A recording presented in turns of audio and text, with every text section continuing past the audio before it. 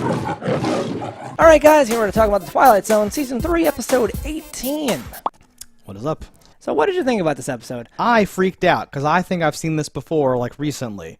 Is this very similar to another episode of The Twilight Zone? I only watched The Twilight Zone as part of this show. I don't think it was very similar to another episode. I literally, like, knew all this stuff before it happened. Like, barring only certain details. I feel like in Season 1 there was something similar. There's the somehow. face-changing guy who takes over the people's, like, you know, this was literally like someone comes back, so I must have somehow seen this or watched this. It's very, very strange to me. I don't know. I haven't watched The Twilight Zone ever, and like even if I have the opportunity to, now that we do this show, I don't, because I don't want to watch one and then see it a few episodes later or something like that. So very, very weird. I almost started to like poke around and see if this is similar to some other plot, because man, something about it, like. It would be the same beats, except the gangster would be different, and like his like homeless friends were not there or something like that. I don't know. I'm freaking out. I don't know what you're thinking of. Freaking out. But this episode was decent. I love those shoes. I think those are pretty classic. I like the idea of, like, you know, he's basically in a ska band. The walking in a cool dead man's shoes, like, whole thing. I like that. I liked the acting in this. I thought some of the delivery was pretty good. The guy who, like, when he puts on the shoes. Yes, he, like, the changes, back and forth, yeah. And then he takes them off, and he's the homeless guy again, and he panics, and he puts them on again, and he's like, but I told you to fix me a drink. Like, he does that whole thing. And, like, that is so, like, that's such dangerous territory to be in as an actor. And especially when someone has to be tough, and, like, get your hand off of me and all that stuff. It's like, oh, you cast the wrong guy, he doesn't work in this, right? For that guy to be able to be both guys, be like, I'm sorry, just let me go, and then go back to being like, you know, no, he pulled it off. What are you doing, right? I was like, wow, who is this dude? No one. He's no one. Now, I had my biggest question of the episode was, so the guy goes in to, you know, fix himself up because he's been homeless, and pulls out that electric razor, and it is like the best razor shave I've ever seen in my life from an electric razor. And I was like, was back in the day things were just made so much better? It was a different time, or is this, you know, of course, just bullshit? But either way, that was like baby smooth off of an electric. It was a different time. You see, it was made of like things were made better. There's a reason people still buy old things. Like old pencil sharpeners go for hundreds of dollars. Where you turn the crank? Because they were made so well, and they're not made that well anymore. I used to love that. The little ones suck. Always angle. But no, like this was a pretty solid episode. I love that room the gangster had with like the different passageways and stuff. That was crazy. I wrote like in all caps. He has cubby holes where people shoot people from, and it's cool. even that, like, as a metaphor. I don't want to get too pretentious, but as like a thing where like he says like, you know, you didn't think that was going to get me twice, and there's another one. Yeah, like he has a backup plan, and now that guy's like, wait, he like threatened to come back again. Could it be like he doesn't know that it's the shoes? I need 4 more cubby holes.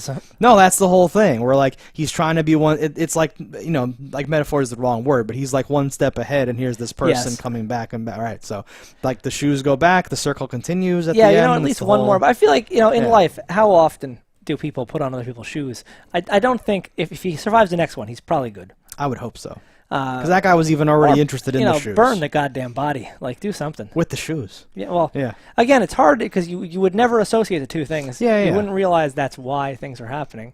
But I do like that that's the trigger, and that's why things are doing it. I like this like brand of like magic, or whatever you want to call it, right? I keep thinking Revenge magic? I think back to the one where like the coin landed on the edge or something like that. Where I remember wrestling with it and being like, why would that give him powers? That makes no sense. Then it's kind of like, this is the Twilight Zone. This is the point of it. Why would the train stop like 100 years in the past, right? It's this weird thing, right? A lot, you know, some Twilight Zone episodes don't have anything like that, and some are just like, well, it's the future. It's food pellets, and it's crazy. Like, whatever. This is this weird, like, there happened to be a thing that happened once where this guy has telekinesis but doesn't use it, and then something happens, right? It's this what? It's like Stephen King-ish. It's like a little bit of American-ish magic, you know, stuff. I'm really into that. So I was into that for this. I think this would make an interesting movie if you have like shoes that somehow keep ending up in like a thrift shop or something. Yeah.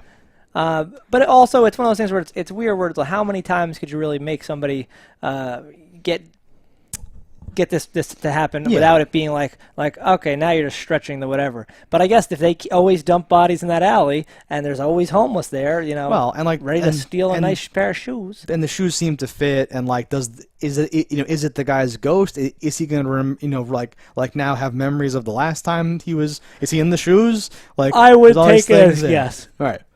He is alive during those moments, and once he puts them on again, he's back alive from where he left off. Because he took off the shoes, so at first he must not have known that it was the shoes. It's this weird thing going on. That's right? true. I was very confused, or not confused, but like that whole thing. Where no, like, that's a good point, though. I like that. So I think he's learned that it's the shoes maybe now. I don't know. It's interesting.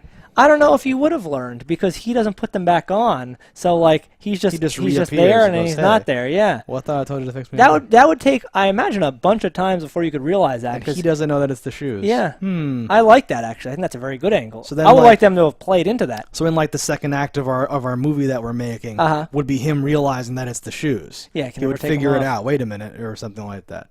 Shoes are tough though, because like a ring or something, or like something else, you could like put on like a necklace, or you could do something else with it and hide it. Shoes are very much you are wearing those shoes. I would think the actual person would realize before the ghost would, because the ghost would be just starting off and always have those shoes on. The guy would be like, I put them on and I wasn't here anymore. Like he would realize. Yeah. I like that. And then maybe he throws them away, and that's how somebody else puts them on, and so on and so forth. Yeah.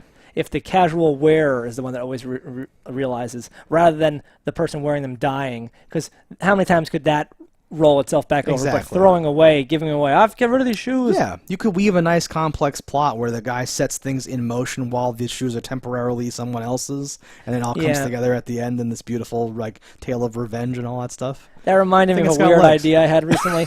You know how it's always like demons or whatever pop up and they're in their backseat of your car while you're driving or doing that? I thought it'd be funny to sew in a bunch of thumbtacks across the backseat of your car, and then like when someone goes, and you have a second to like react now. Awesome, loser. I was like, what? Got him. Yeah. But this was a solid episode. No, that's basically it. I wanted to highlight the acting and the there's like a jazz clarinet. It's almost like the Pink Panther theme song. Yeah. It's doing this thing happening or whatever. It was nice. I was like, this episode like made me feel happy. It made me good. I was like, this is good. Definitely. This is a good episode. No, we walked away both enjoying this episode. How about you guys? Let us know in the comments below what you thought about it. Don't die in a fire, and we'll see you next time. Hello, internets. I just love watching JustDaggers. If you've enjoyed this video as much as I have, click that subscribe button.